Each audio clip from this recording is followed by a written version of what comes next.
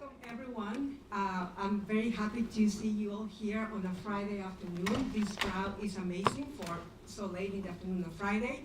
My name is Elizabeth Arevalo. I'm an Associate Dean of the School of Arts and Science. That's my initial role here now.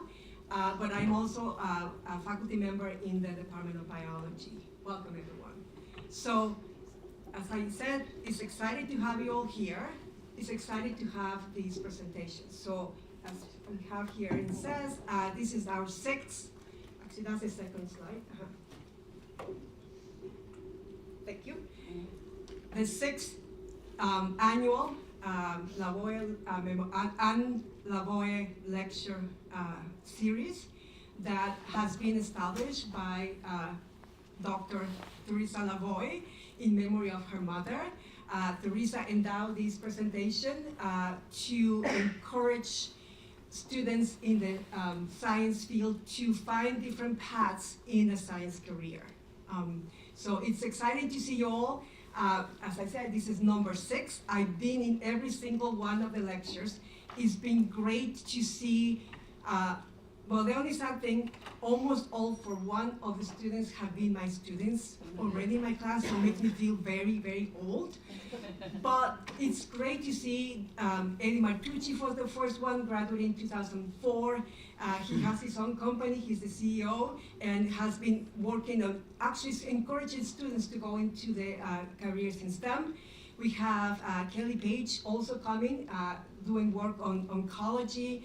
So it's great to see alumni come back and tell us about their experiences, their path in the sciences, and as we're going to see that it not necessarily has a straight path into where you end up doing. It has very sometimes twisted paths, but you get where you go and you achieve in the process a lot of success, and it's a kind of worthwhile path. So we have today, again, we have science in the light of COVID. We had one of our speakers coming talking about, she was one of the developers of the COVID Moderna vaccine, so it's exciting. So today we're going to have 2 great speakers talking about their path. One of those is a current professor here in the chemistry and biochemistry department, and we have an alumna, Mary Burak, we're going to introduce them in a second, that has come back to PC after 10 years being out of Providence College. So in addition, we have, we're going to introduce them later, a group of students, current students in either chemistry or environmental biology majors that are going to be their student panel. But before we get into this exciting kind of experience, I would like to ask Father Sicard, the president of the college, class of 78. That one, as before my time, I have to say, that come and give a little introduction. Thank you, Father. And I was an accounting major, so our paths were probably not across. But thank you, Dr. Arevalo. Please let me express my gratitude for all those who worked so hard to organize this wonderful event. And it's a pleasure to be with all of you. I've come to this almost every year myself, and it's terrific. And it's particularly fitting that we celebrate our female-led discussion today, March 21st, during National Women's History Month. As we celebrate all that's been accomplished, we also recognize there's still a lot of work to do to ensure greater representation of women in STEM fields. I'd also like to extend my gratitude to Dr. Teresa Lavoie, class of 1989, Providence College graduate who majored in chemistry.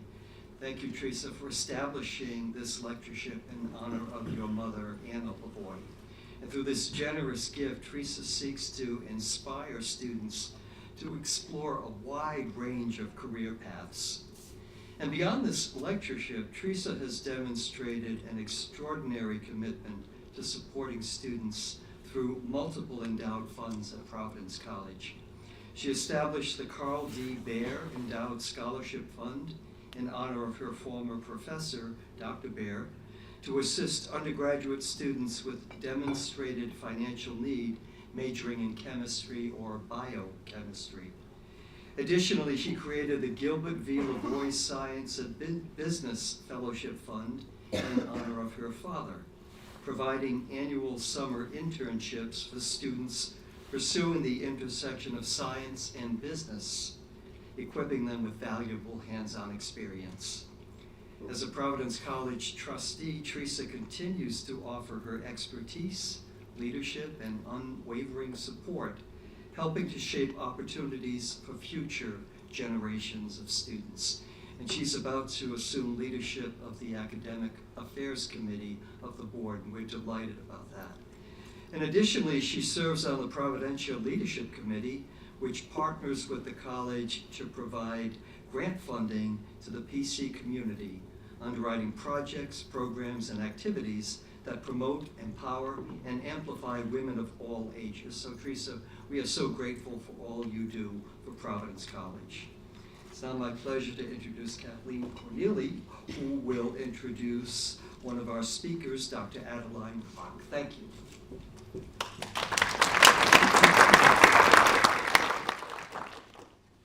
Thank you, Father Sicard. I am here in place of Dr. Ken Overly, the department chair of the Department of Chemistry and Biochemistry, who is ill and could not be with us today. I'm Kathleen Corneli. I'm a biochemistry professor. I am the Robert H. Watch 39 endowed chair of chemistry and biochemistry, and I am honored to hold that title. I am honored to introduce my colleague, Dr. Adelaide Clark. It's been just a delight to have Dr. Clark in our department. She earned her Bachelor's of Science degree in chemistry with a concentration in education from Emory and Henry College before pursuing a Ph.D. in analytical chemistry at Baylor University. Her research focuses on both current and historic use chemicals found in atmospheric particulate matter.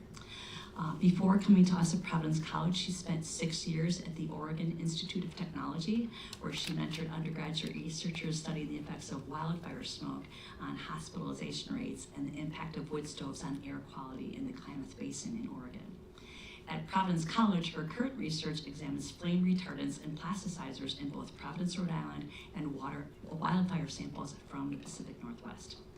I now invite Dr. Arevalo back to the podium to introduce our second speaker and my former student, speaking of former students, Dr. Mary Burak, and thank you.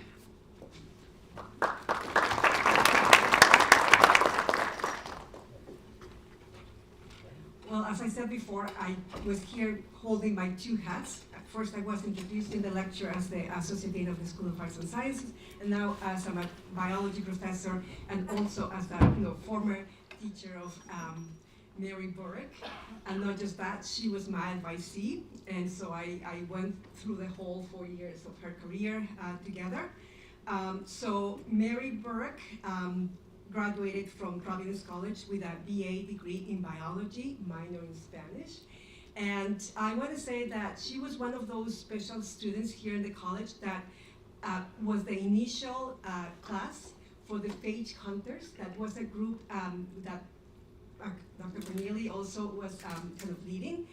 It's a group that's called the Science for Education Alliance, as a CPhage from HHMI, who actually worked for 1 year collecting, environmental phages, that's viruses, and then they come into the lab, they, isolate them, they screen them, they obtain their DNA, and then they do all the annotations of the sequences. After the first semester, I believe, the students actually select 2 of the students' pages, and then they send it for back to the HMI for that. And I think year 2, one of those got kind of very famously, right? So she did a great job. She was not only, and I want to say that on top of that, the phage contest was a very selective group. So Mary was one of those very selective students. So I want to say maybe a little quote from Kathleen that she gave me yesterday. She was for that group that especially was very molecular oriented.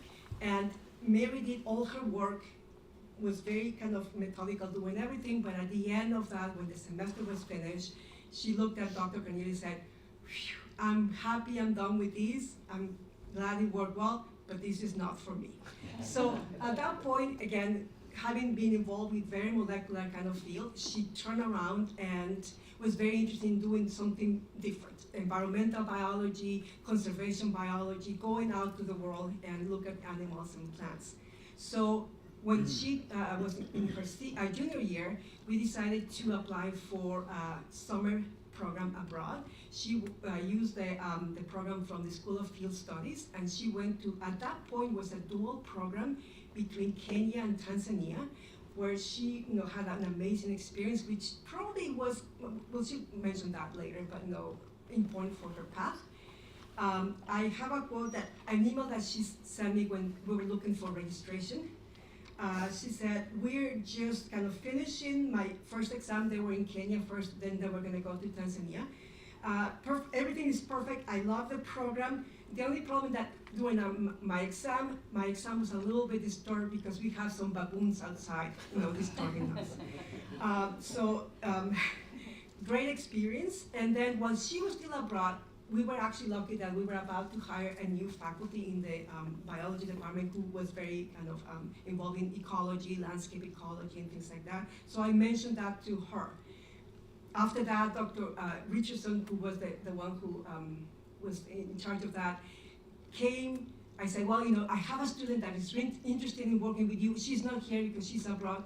And he looked at me like, are you talking about Mary Burak? Like, yes? How did you know? Well, she's been back and forth emailing me. So my point is that she has not let things happen. She really goes after the experiences, and she tries to get it all together. The last thing I want to say about her, Dr. Richardson, who has actually left the college, talked to me about her. She was her first student in his lab. She was amazing working in his lab because she helped him train other students. Basically, they were both the leaders in the lab. She, on her own, learned how to use GIS because we didn't have anyone. Now we have one person here, but we didn't have anyone to help her, so she learned that. She did field work, and he said that her experience in Africa was obviously there because she was very experienced. And she, before she left Providence College, she had 2 publications with Dr. Richardson, which is amazing. And again, she has continued with multiple publications. She has 10 articles, scientific articles published. She has gone from Providence College. She went to Yale University, where she got her master's degree in 2018, and she finished her Ph.D. in 2023, from where she went to Brown University. She's doing a postdoc at Brown, but she took a year gap. She went to continue in Africa, got a Fulbright scholarship for 1 year, and she just finished last September, and she's now continuing in Africa working for her postdoc at Brown. So thank you very much for coming here. Before I finish, I just wanted to mention that maybe I'll go back to the previous slide. We have a panel of students also being who are going to be talking about and help the discussion. So we have 2 chem students working in the research lab from Ivy Clark. We have Paige, let me just double check, Rosiconi and Annie Gadoff. Both are juniors. Paige, she's a chemistry and neuroscience major. Annie is a chemistry and minor in math. And then we have 2 students that are in the environmental biology program, Maggie Ritchie and Chris Walsh. Both are seniors, and again, they're kind of having the 2 sides of the research. So now I'm very proud to introduce you Mary Burak, who's going to tell us about her experience.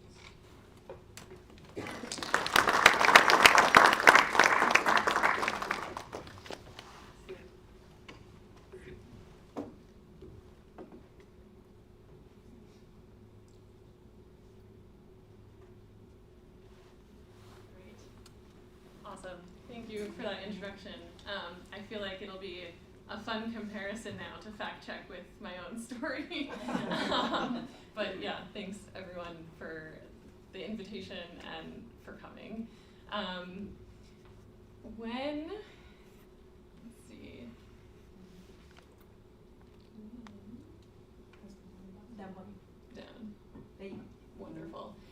When I think about my own pathway to protecting the planet, I I sometimes think about this quote, which essentially expresses, to protect something, you need to care about it, and oftentimes you should experience something related to that. And I find that to be true, and with that, I'm really excited to share the experience I've had starting here at Providence College. If you asked me freshman year where I would be today, absolutely zero clue. I would not have even been able to guess this. I knew generally that I was interested in environmental science. I knew generally I was interested in conservation science, more specific to that, but I could not connect the dots. I had no idea how to get there. I think my only points of reference were TV personalities like Steve Irwin, Jeff Corwin, fantastic champions for conservation, but people I did not know personally, nor did I understand their career path in the slightest. So when I think about my interests and how it evolved over my time at PC, I would describe it as it grew slowly, and then it suddenly grew all at once. And when I say it grew slowly, I mean that from time to time, when I had free electives, I found myself taking courses that described ecological processes, so courses like botany, ecology, freshwater biology, but I was also taking courses that described how things play out in the real world, how does conservation work in the real world, so classes like sociology and food justice. I joined the student environmental club, and great, each week I got to talk with like-minded students, and it was great. I got to kind of think about conservation science from time to time. But when my interest really started to grow all at once was when I had the opportunity to study abroad for a semester. I viewed this almost like a do or die situation. Let me take the bull by the horns and actually find out if this thing that I daydream about and think that I like, let me just try it out for real. If I hate it, great, I've got that semester done. But if I like it, then I'll really know that I should really commit to this. So I chose to study abroad in East Africa. The program wonderfully took me to both Kenya and Tanzania, and the rest is history. I loved it. I loved the classes I was taking. I loved the exposure I had to professionals, not just natural scientists, but this was really my first time face-to-face meeting NGO professionals, government officials, and the like. I loved it. And for me, it felt like perfect timing when, as my semester was wrapping up and I was thinking about starting to come back to Providence in the fall, I got an email saying there was a new faculty hire and they did wildlife research. I thought, oh my God, this is perfect. The stars are aligning. I frantically emailed Dr. Jonathan Richardson, who is no longer here, unfortunately. There had to have been multiple emails. Thankfully, he responded to what was probably a very aggressive, please let me in. Great, and so in that fall semester, I met with him. I was really excited. I had just come from a semester of seeing elephants and zebra every day, ready to get my hands on for some conservation research. So I sat down and met with him, and he was also excited. He said, yeah, we're gonna do research on rats. And I was, in my head, the wheels are spinning, okay, got it. And I was like, okay, cool, so where are we conserving these rats? And he was like, no, we're trying to eradicate them. So I have since really come to love that research opportunity, but my brain was a little out of place for the situation. Thankfully, I saw the promise. Here was an incredibly receptive mentor who was clearly very dedicated to their work, willing to take me on, and I went with it. And I learned a lot of skill sets that were very transferable, and I have now come to think back on that time. It really intersected with public health, so trying to eradicate vectors of disease, and it was extremely, extremely fulfilling. And more than that, it certainly led me down the path to where I am now. I can say that with full confidence. But like Dr. Arevalo mentioned, this path definitely looks straight, but what you don't see in between each step is a lot of second guessing, a lot of wondering if I've made the right decision, and I can look back now with some years and wisdom and hindsight, and understand that with any choice, things could have worked and you could have made it work. So for those of you who might be graduating soon or whatnot, if you are also double, second guessing or really overthinking what your next step is, you're in good company. My time at PC, and specifically that final research experience, perfectly positioned me for my next job opportunity. I moved to Yale University and I worked as a research assistant at, it's a long name, Center for Genetic Analyses of Biodiversity. The acronym is no better. But I was doing much the same. I was studying vectors of disease, but something that really excited me about this position was that I was studying tsetse flies, vectors of sleeping sickness in Africa. And more specifically than that, this research group was studying tsetse flies in Kenya. So I suddenly had this connection again back to a part of the world that was really life-changing for me. And that was phenomenal. Paths kept going back there. I really enjoyed this move to a new academic environment. It was a bit bigger. I got to engage with a lot of different types of academic positions, different departments. I was a cross between the School of Public Health and the Ecology and Evolutionary Biology department, and just really enjoyed the change, experiencing a new environment. While I was at Yale, I was fortunate enough to bump into a professor at a different department who was looking for Ph.D. students the next year. That person would become my Ph.D. supervisor, Dr. Oswald Schmitz. And I had been looking up his lab a bit. He supervised students that I was really envious of, students studying human-tiger conflict in India and primates in Southeast Asia, and I wanted to be them so bad. So I rehearsed some sort of elevator pitch too many times in a bathroom mirror, contacted him, and I pitched this idea where hey, yeah, I'm studying these animals. I apply spatial techniques and molecular techniques to figure out where are they moving and how can we efficiently kill them. And I told him I want to take that technique and turn it on its head and figure out instead how can we use these tools to efficiently conserve wildlife. And I pitched a specific idea to get me to return to Kenya, where my heart was, slowly returning to. And he had a lab alumni who was working in lion conservation out there. And thankfully, he was very receptive to my pitch, and I was accepted into grad school to pursue just that.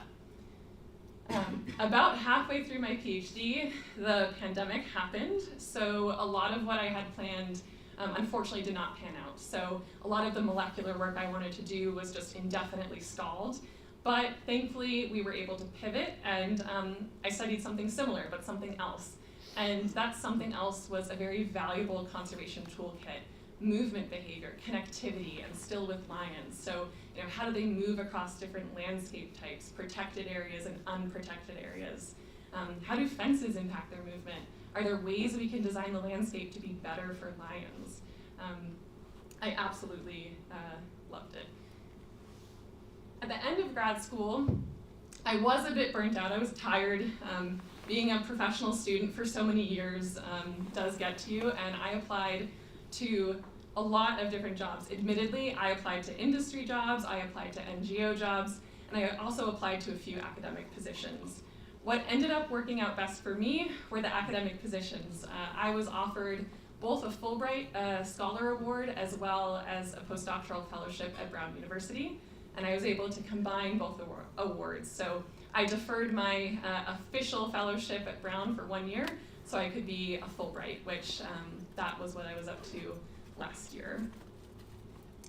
As a Fulbright, I used it as a way to lay the foundation for the current work I do today at Brown. I spent the whole year in Kenya, and I advised NGOs that were really interested in collaborating with us on the kind of research methods that they could maybe engage in. So they communicated the types of conservation challenges they're having, and we communicated the skill sets we have, the kind of data we can help collect, and we're translating to them, here's what our data could tell you and help inform you and help update, what your operations are. Something else that was really cool about the Fulbright program is You are considered sort of an employee of the state. So I was invited to like embassy events and whatnot. The picture up here is from a 4th of July party at the ambassador's house. That's Meg Whitman, who was ambassador at the time, former CEO of eBay. Fascinating network to get in with. Individuals that are very invested in the environment and very interested, but a group that I don't think I would have ever been connected to otherwise. Fingers crossed we can see a continuation of the Fulbright program, hopefully. With that, I was able to transition from the end of my Fulbright directly into my postdoc position now at Brown.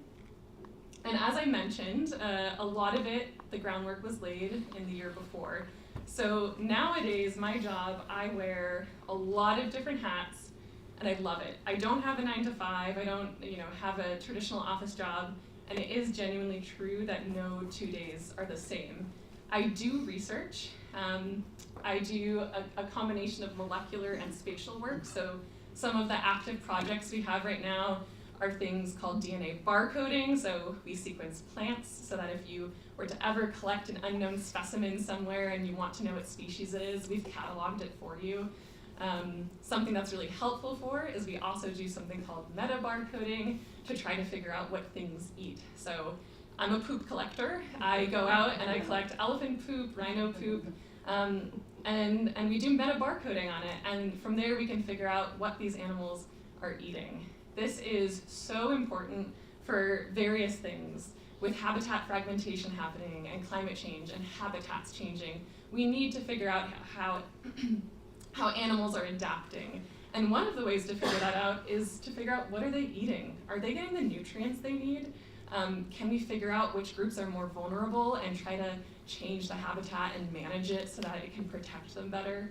And for other animals that we're trying to reintroduce, like rhino, back into a place they once thrived but were locally wiped out because of poaching, is that habitat still able to support them, even though they haven't been there in many years? These are all of the wonderful things we can figure out using DNA. In addition to all of that, I am an educator and a mentor. In country in Kenya, I'm training individuals at various NGOs on how to do each of these techniques. So it's not just us at Brown that are able to conduct this work, but our colleagues as well, so that everyone can understand what we're doing and everyone can take the reins when they want to. In addition, we are doing some technology adaptation, which I find really exciting. So, the technology we use at Brown, can we make it more transportable and more affordable and cost-effective in places like Kenya? So that would be, for those who are familiar, adapting from workflows that work on Illumina sequencing machines to things more like nanopore technology. I'm so content with where I am, and it is really ironic that I'm doing a lot of molecular work, even though I have no memory of swearing it off, but it does sound like me, so, well, yeah, the irony. The last 10 years definitely feel like a whirlwind. I look at my CV and the numbers do add up, but I have no idea how it's been 10 years. If I can mull over any advice, one of the pieces would be to be open-minded, to say yes to things. I think it's a skill to be flexible. Take that rat research job, and things of the like. The dream job is still a job, so not everything is perfect all the time, but if you can see the good and the opportunity in something that's been given to you, whether it's a skill that you will learn and be able to replicate elsewhere, or the job has a network you really want to get into, I think those are really good skills, critical thinking skills to have. And the other thing that I am definitely still learning is to don't beat yourself up and try to be a perfectionist too much. I think that is something I've struggled with from time to time, including while being at Providence College. Yes, it is important to be a hard worker and to do well in school, but there are so many other metrics of success that you don't get graded on. Things like being a good colleague, being punctual, having good motivation. Your supervisors and your peers will see that, and it does count in the long run. Lastly, I am assuming you guys are here because you're generally interested in the environment, and that's awesome. Working in the sciences is important now more than ever. I'm barely scratching the surface here, but we are losing biodiversity at a rapid rate. We're also losing, government support and funding at a rapid rate.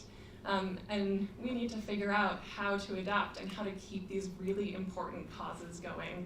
And when I think about that, I think of a very cheesy quote. I'm not a Lord of the Rings buff, but there is a quote where Frodo basically expresses, I wish I wasn't living in unprecedented times. And I need to read it, I don't have it memorized, but Gandalf says, so do I, and so does everyone else.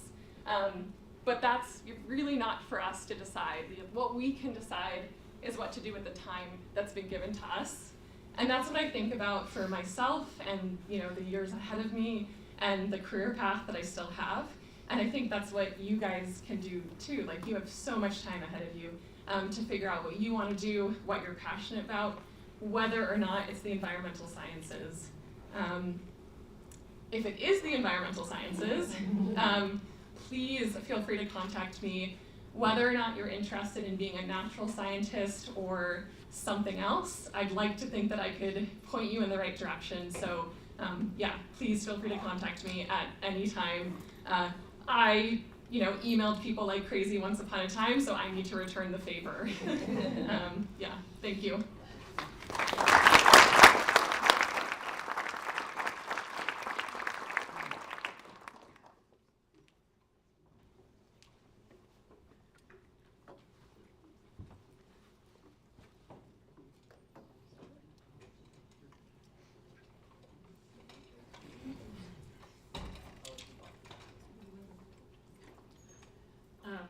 So thank you all for joining us. Mary, thank you for that wonderful presentation. I'm here to talk to you all today similarly about my pathway in my career and sort of the unexpected journey that I went on in order to be here with you today at Providence College. So my journey started at a small... Why aren't things working correctly? That's not displaying correctly. The video? Yeah.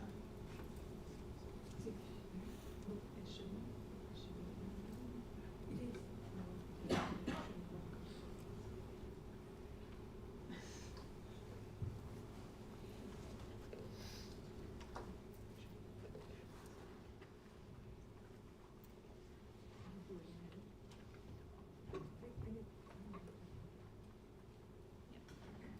Technology. You have to love technology. I love technology. So my journey started at a small liberal arts college, not unlike PC. Probably one of the greatest differences between where I went to school and PC, at the time at least, was the size. My college had less than 1,000 undergrads annually. So very, very small school in southwestern Virginia called Emory and Henry College. And I arrived at Emory and Henry College confident in what I was going to do. I was going to major in chemistry, I was going to concentrate in education, I was going to become a high school chemistry teacher. And I would like to say I did, but obviously that's not the case. I went through my chemistry training, I had a lot of fun experiences doing undergraduate research, never really thought it was going to be something that I spent my life doing, but it was fun while it lasted. Went through my teacher training, got to spring semester of my senior year doing my student teaching. About this time, March or so, I realized that I did not want to be a high school chemistry teacher. And spring semester of your senior year of college is probably one of the most terrifying times to figure out that the thing that you went to school to do is not actually the thing you want to do anymore. And I can remember going and sitting in one of my professor's offices and crying because what am I going to do with my life? And he looked at me and he said, you know what, I think you could be a really great chemistry professor.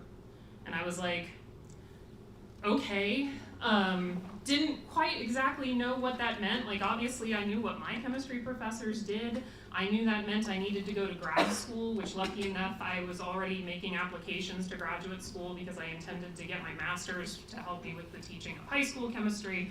And so I was like, well, that sounds like an adventure. Let's go on an adventure. We'll go to grad school, we'll get a Ph.D., we'll become a chemistry professor. That doesn't sound hard at all. And so I looked at the places that I had applied to, and the one that seemed to be the best fit for me was Baylor University in Waco, Texas. And it was like, well, I've never been to Texas before. I've never lived in Texas before. It could be fun. Let's go. So off I went. I became a Baylor Bear. And I decided, based on some of the undergraduate research experiences I had had and my own analytical chemistry professor, I decided that I wanted to choose analytical chemistry as my discipline. I always really, really liked math. So I chose to become an analytical chemist. And as an analytical chemist, you really have two options.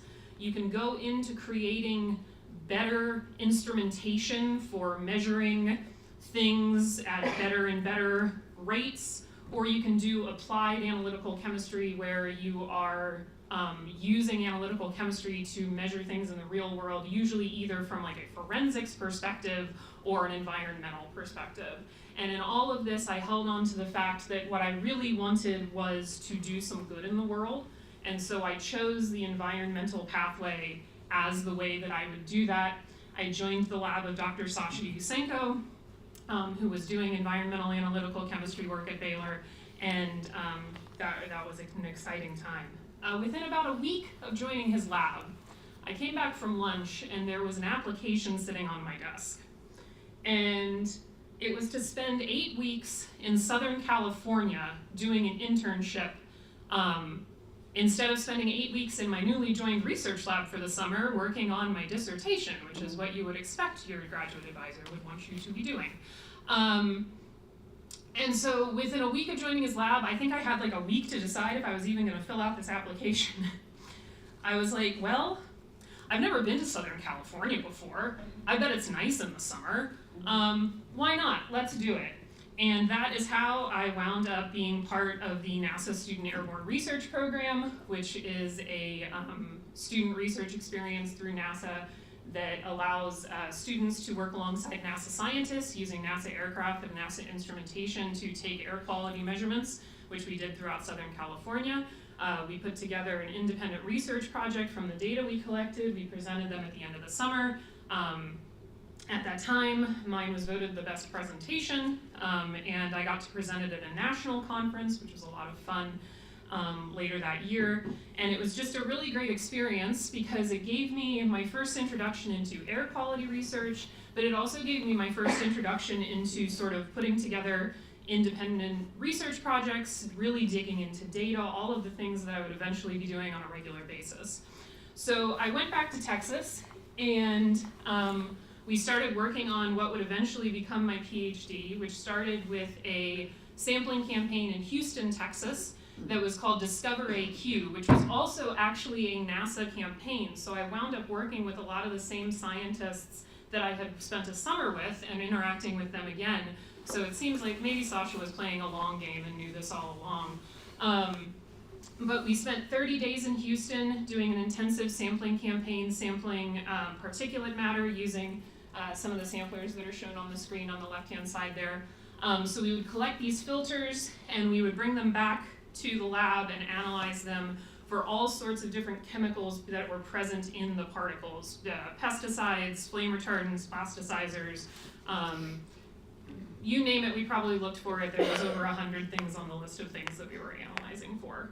And so we analyzed these samples, we published our results, and after 5 long, grueling years, I successfully defended my dissertation, got my PhD, and it was time to do the thing I had set out to do, not originally, but eventually. I was going to become a chemistry professor. So I went on the job market, and I applied for everything. I cannot remember how many applications that I put out there but for the faculty members in the room, you can probably extrapolate based on the fact that I went on 10 on-campus interviews that cycle. It was a very long year. It was full of lots of rejection, obviously, because I didn't get 10 jobs at the end of it. But I did get one, and one is all it takes. You just have to get one yes. And the one I got was from a small school in Southern Oregon. And so I said, well, I've never lived in Oregon before. That could be fun. And so I continued to say yes, and I wound up at the Oregon Institute of Technology in Southern Oregon, commonly known as Oregon Tech. While I was there, I got to do a lot of exciting things, mentoring the next generation of environmental science and engineering and biohealth science students. We did some really cool stuff. I had 2 students who were environmental science, renewable energy engineering double majors who designed and built this solar-powered air quality station that we put on campus. Personally, I really liked the idea of an air quality monitoring station that didn't cause air pollution while it was measuring air pollution. And before you think that's a weird thing to do in the Pacific Northwest, where I lived in Oregon, we got 300 days of sunshine a year, so solar power made a lot of sense. With that station, which I think is still up and running, we were able to take measurements that helped us help our community, which again goes back to that thing I always wanted, which was to do some good in the world. We took measurements that helped us evaluate how changing out wood stoves in older homes, which were their primary source of heating, helped improve the air quality in the Klamath Basin. I was also involved in a project where we looked at how wildfire smoke affected the hospitalization rates for respiratory illnesses during those events in an effort to try and help hospitals plan better during wildfire events so they're appropriately staffed and whatnot for the influx of patients that they're going to see. That project was actually awarded a $1 million congressional earmark as part of the federal budget in 2022 to continue that work and also add on some of the chemical speciation work, which is what I do, looking at the different chemicals in the particulate matter that we could collect during those fires. While I was at Oregon Tech, I also had the opportunity to send one of my research students to the NASA Student Airborne Research Program. That was a fun full circle moment. Unfortunately, she was during the summer of the pandemic, so she didn't actually get to go to Southern California and fly around in the airplanes, but they sent the sampling equipment to her and she got to take samples all over where she lived. And then she did a lot of work helping map the potential for mudslides in areas that had wildfires after the fires come through, and then there's nothing holding back the soil and they get a lot of rain and you have a lot of potential for mudslides. So that was a really cool moment.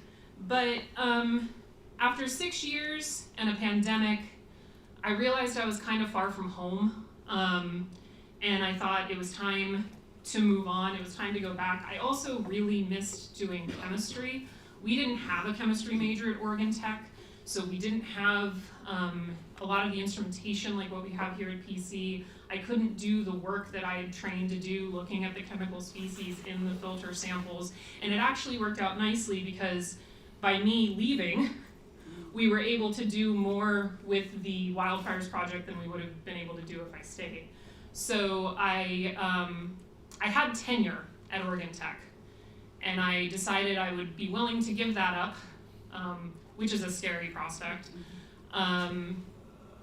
And I said, let's do it again. Let's go on the job hunt again. I did not go on 10 on-campus interviews this time. I didn't cast quite as wide of a net. I didn't need to before I found my new home at Providence College, where drove across the country, came all the way back, started over. Never lived in Rhode Island before, might be fun. So I find myself here now where we're doing a lot of exciting work, sort of combining the things that I picked up along the way.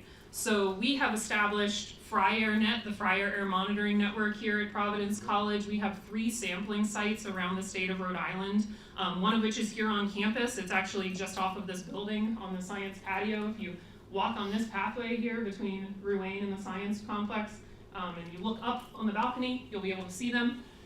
We also have samplers down near the port of Providence, taking samples near the port. And then our 3rd sampling station, which is just coming online, is actually at Roger Williams University. And that is an interesting story because that sampling station really only exists because of the work I did in Houston. When I moved here, I found out that one of the PIs that I had worked with on the Houston project was now the dean of the School of Engineering at Roger Williams University. And so we were connected and we remembered each other, and the short version of the story is now there are samplers on the roof of the School of Engineering at Roger Williams University. So you never know what the connections you're making mean in the moment, but 10, 15 years later, they might bear fruit. And so with that, Mary and I did not coordinate this, but I am also going to end with a quote from J.R.R. Tolkien, that this is sort of the way I view my journey.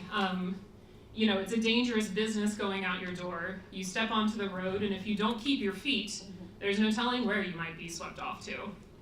So to the students in the room, the suggestions that I would give you is don't be afraid to say yes to the things that sound fun or interesting or exciting or maybe even a little bit scary. You never know where they might lead you. When I think about the girl who was crying in her professor's office because she no longer had any idea what she was going to do with her life, she would be astounded to find herself standing here now. So that is all I have to say about that. So I will turn it back over to Elizabeth.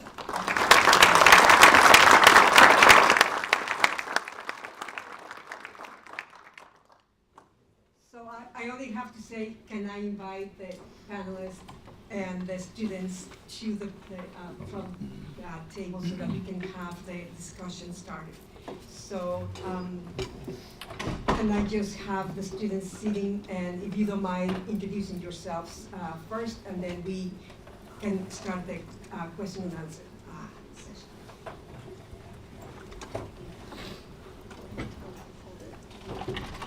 Sure.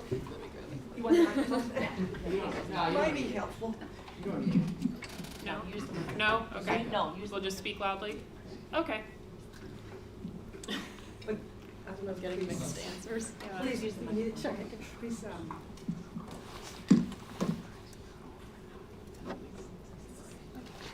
That's okay, I can talk pretty loud. Okay. Hi everyone, my name is Paige Rossicone and I'm a junior here at PC. I'm a chemistry and neuroscience major, as was mentioned prior, and I'm on the pre-med track, so I'm starting to look at medical school stuff, but I am taking a gap year so I have a little bit more time. And I've been doing research with Dr. Clark with environmental analytical chemistry since the spring semester of my freshman year, so about 2.5-ish years now. Hi, my name is Maggie Ritchie. I'm a senior environmental biology major. I do research with Dr. Benowen in the pollination lab, so I've done a lot of work with native bees on campus. And in the fall, I'm planning on going to Northeastern to get my master's in climate science and engineering.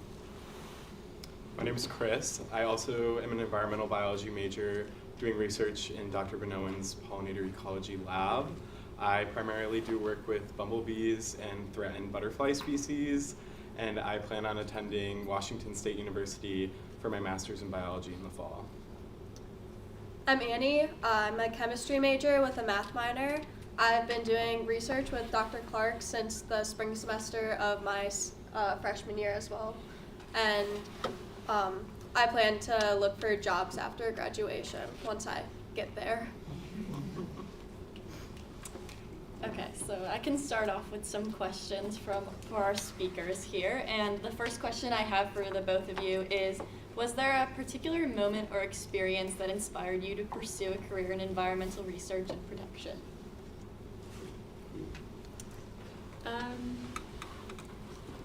So I talked a lot about how my semester abroad was very life-changing for me in a lot of ways. But there was actually one specific moment during that semester abroad that I still think about from time to time.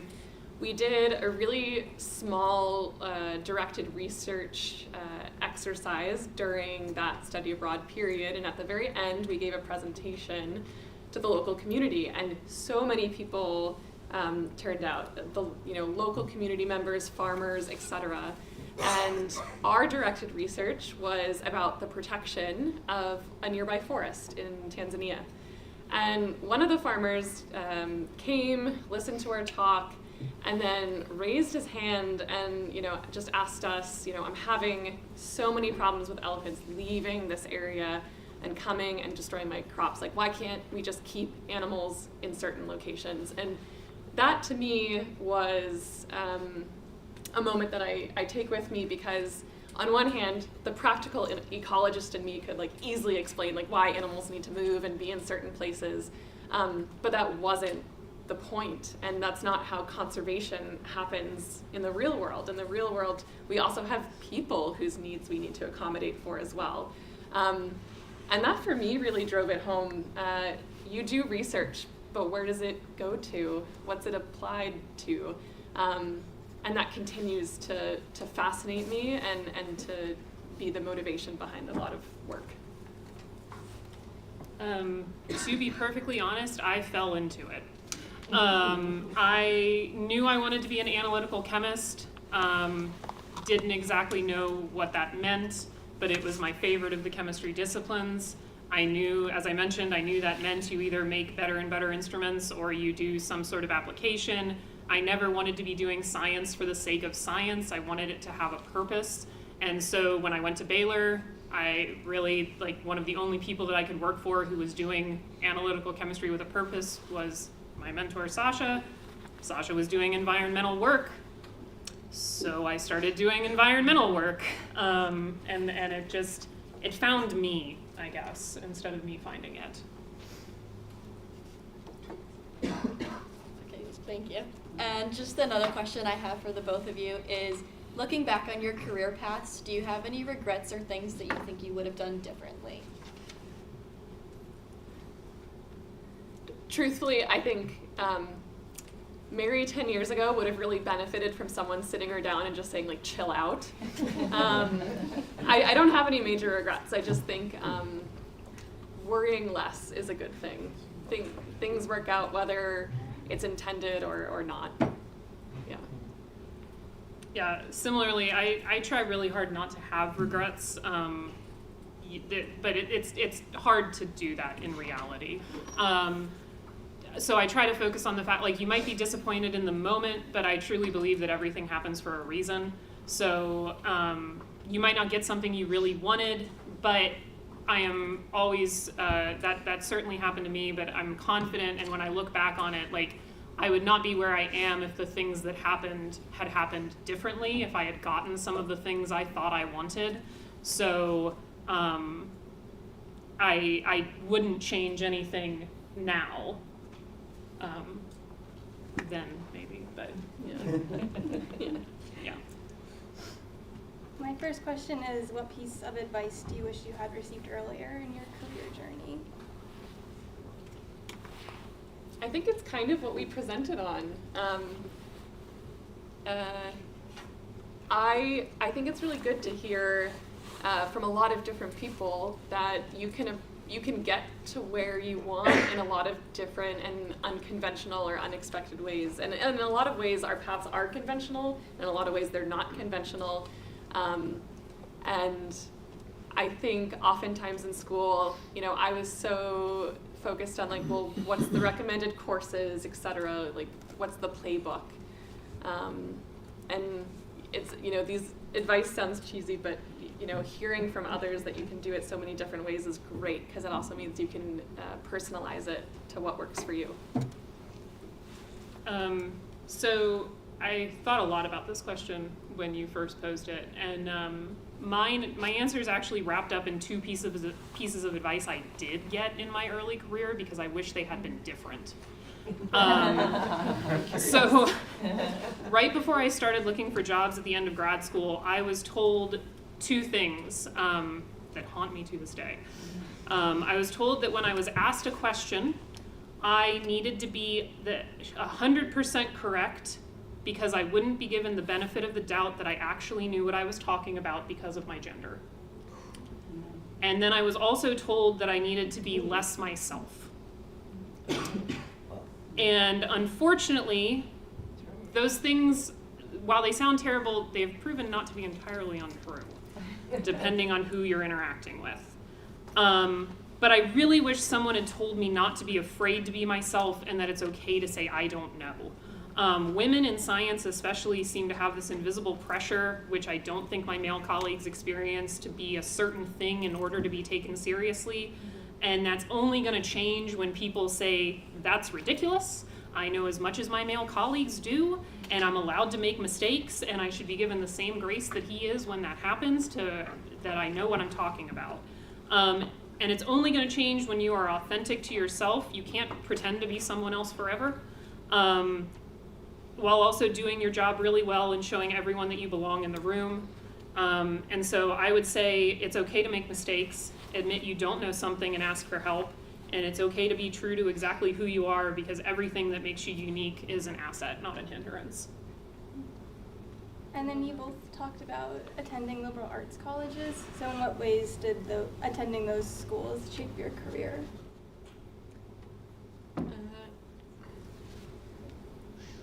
I think for me it was really great to have a proportion of my time outside of the core discipline.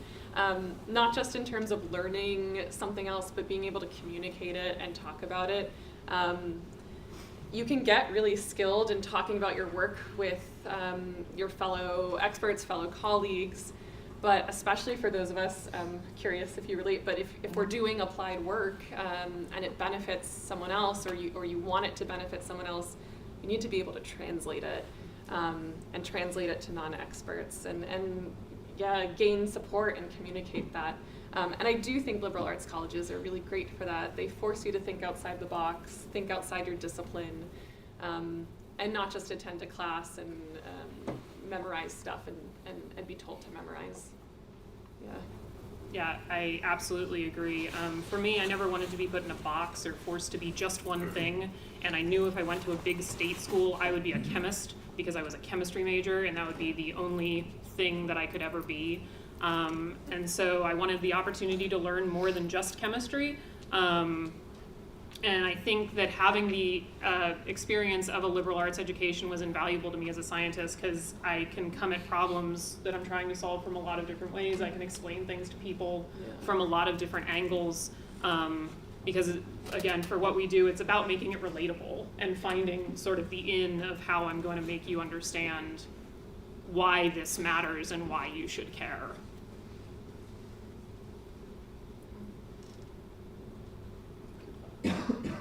So my first question was, how did your experience with undergraduate research influence your career choices? Big time. It's a shame Jonathan Richardson isn't here, but I'm pretty sure I did not consider grad school until, I don't know, towards the end of my time working in his lab, and he just said, you should apply to grad school. So a little bit of similarity there. Had not considered it beforehand. And then as soon as he said it, I was like, yes, okay, we're doing it. Like, I was all in. But working here, it wasn't just his mentorship, it was also the specific training I got.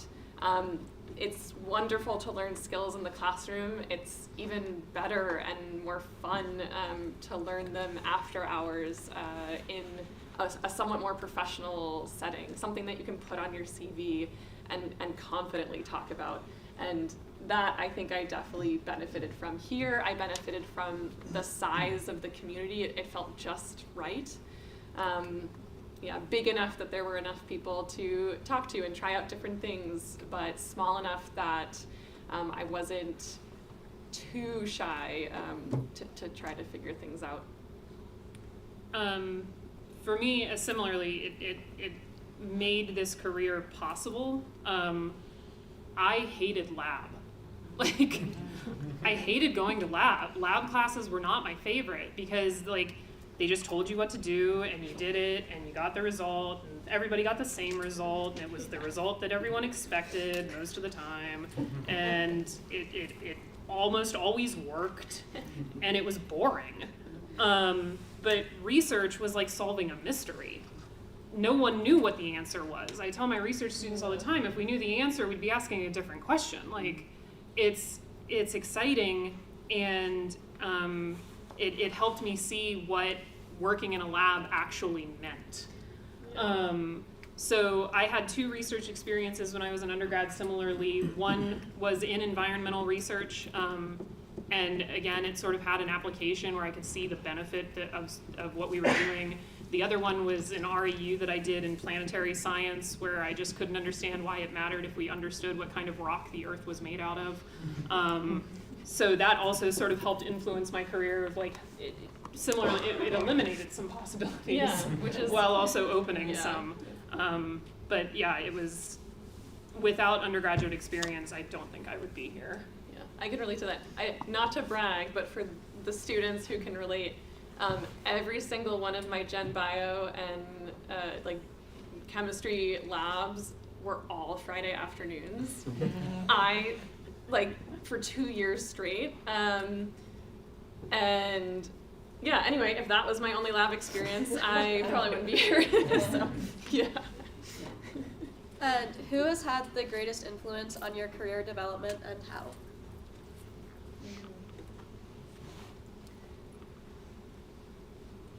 I don't know if I could name one person. I do think it's I think it's an accumulation of all of my research mentors. I mean, even to this day, my current postdoc supervisor, I'll use him as an example because it is a really interesting time to be a postdoc. You're still kind of a trainee in a sense. You're not a student though, you are a professional. But postdocs are very much viewed as this stepping stone, and historically they've been stepping stones en route to becoming a professor. But nowadays there's even more options. If you still want to do research and you want to gain one more skill before you go off and work at an NGO or work at a government institute, etc. And to have supervisors like that, highly recommend, Tyler Cartsnell over at Brown is my supervisor now, and I was able to have conversations with him about where I saw my career in 5-10 years, and to have supervisors and mentors that don't try to insert what they want you to be. They listen to you and then they adapt that plan. I think that to me is just so meaningful. Or when you ask, like, what is the plan, they can also give that. So I'm really grateful to just have come from a line of mentors that I continue to be very appreciative of. Yeah. For me, when I realized I didn't want to be a high school chemistry teacher, I went and sat in the office of my inorganic chemistry professor, Dr. Michael Lane. And he was the one who not only suggested that I should become a chemistry professor, more importantly, he suggested that I could become my analytical chemistry professor to other people. There were 4 chemistry professors at Emory. One of them was a woman, and that was my analytical chemistry professor and my advisor. And his entire point was, what she has been for you, you could be for other young women. And so between the two of them, like, having that thing to aspire to and the suggestion that I could be it too are really sort of who I attribute everything that came after to. Nice. Alright. What are some skills you relied on to help manage saying yes to so many opportunities but not overwhelming yourself?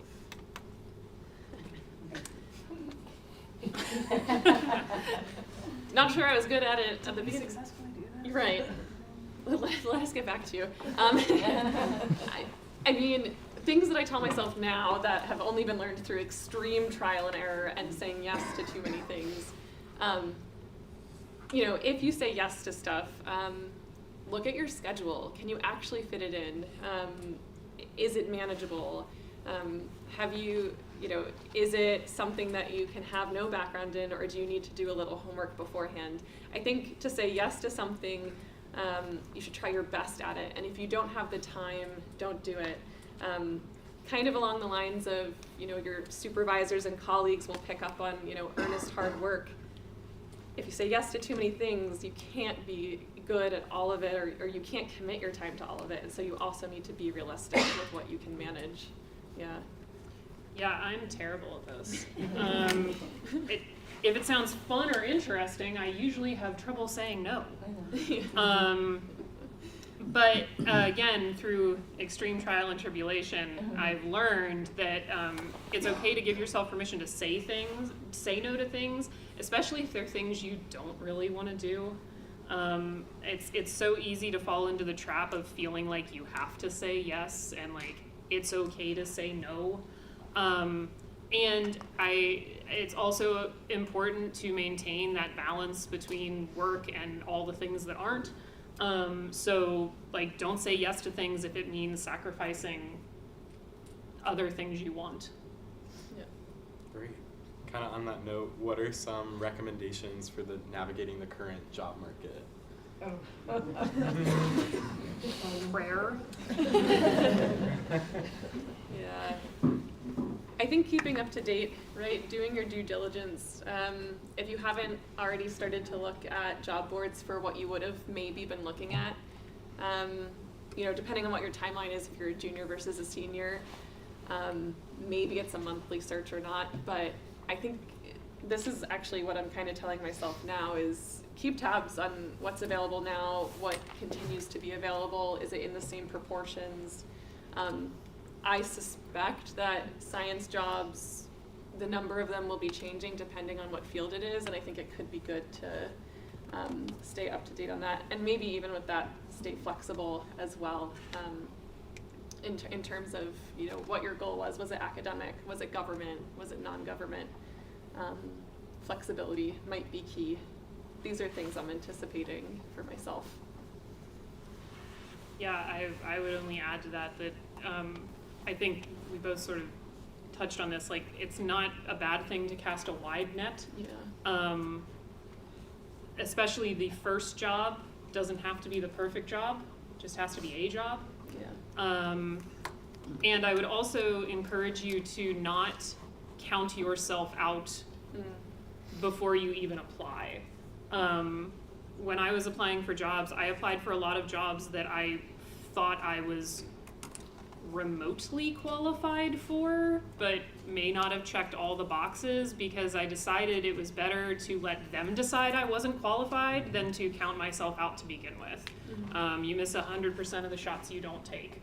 So make the application and let them say, oh, they don't have XYZ that I'm looking for. So, I mean, you'll make a lot of applications and you won't hear back from most of them, but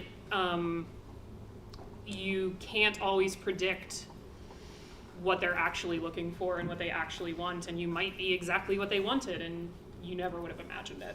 Yeah, I like that. The advice I got only after having submitted several job applications is, you know, when you read that profile for their candidate, etc., I used to be such a rule follower, so I would read every bullet point as like, absolutely, you have to like already have all of this.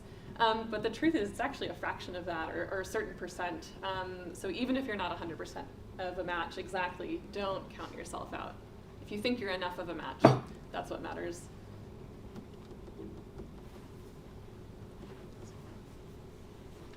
Can we just open the floor for someone in the audience, if you want to ask a question to the speakers? I know it's been, okay, here. I have a question for Dr. Clark.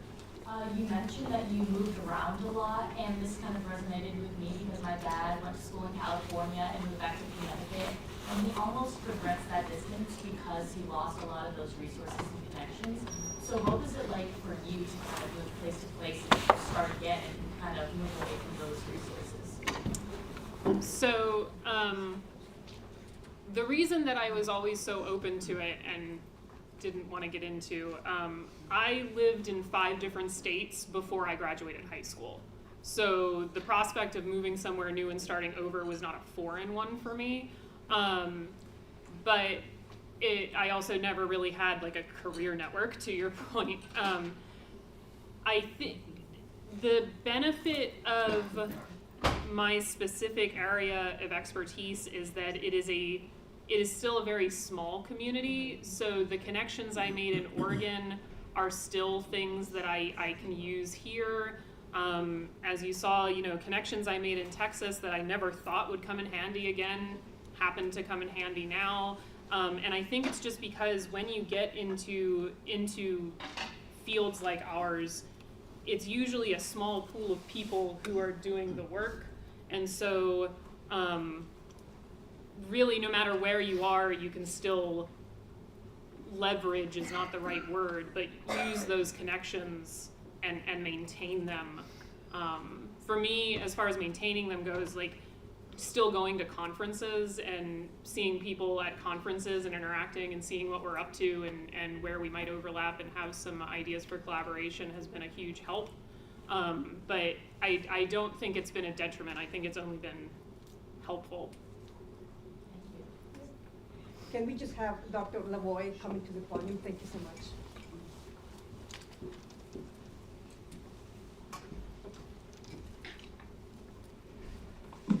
I can speak loudly too.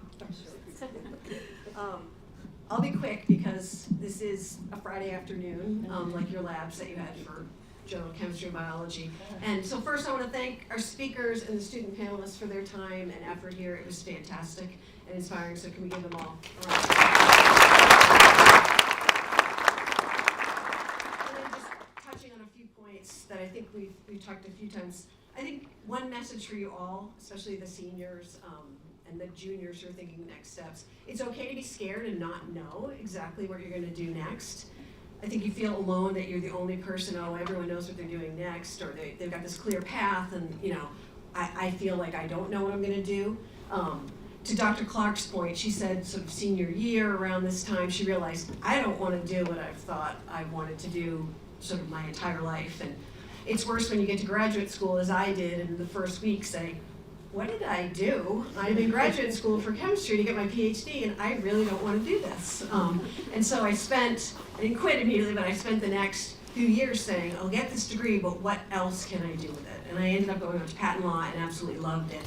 And so it's that weaving path that Dr. Burak talked about, maybe it's not ideal, but you'll get something out of it and sort of use that to your next advantage and to your next position. So the second thing is sort of be open to being a little afraid, being a little scared, trying those opportunities that maybe don't seem perfect on paper.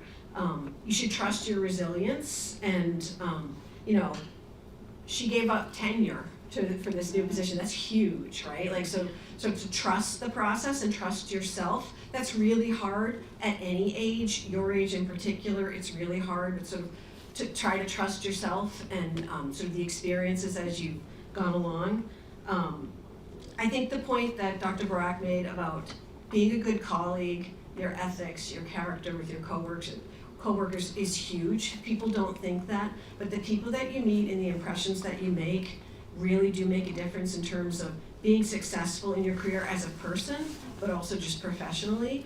And that goes with you when you go to those conferences, when you continue on. It really makes a huge difference, and it's really part of what's successful in a job is, right? Like you can have the highest paying job and work with just miserable people doing miserable things, and that's not success, really. And then to the last point, Dr. Burak said, and Dr. Clark, they both said they wanted to do good in the world, right? And you can do that in lots of different ways. There's the environmental aspects, but you could be a business major and do good in the world, right? And I want to tie that back. I always like to tie things back to PC because I love PC. But you're sort of learning here, like Veritas. It has the motto of Veritas. But also, as you saw with the development of the nursing school and how successful that has been, really caritas, caring for others, right? Doing good in the world. And so I love that aspect of the nursing school that Dr. Sicard really championed and spearheaded and is so successful now, and bringing in that sort of Catholic caritas aspect to the nursing program here, but sort of to your jobs and your careers to sort of bring that in too, right? Like it is about doing good in the world, and there's lots of ways to do that. And so that brings it all home to PC that we're all part of here. And so again, let's thank everyone. I think there's some food and refreshments out there for you all, and feel free to take extra kids, back to your roommates or whatever. It's a Friday afternoon, and have fun if you're going out tonight. Thank you.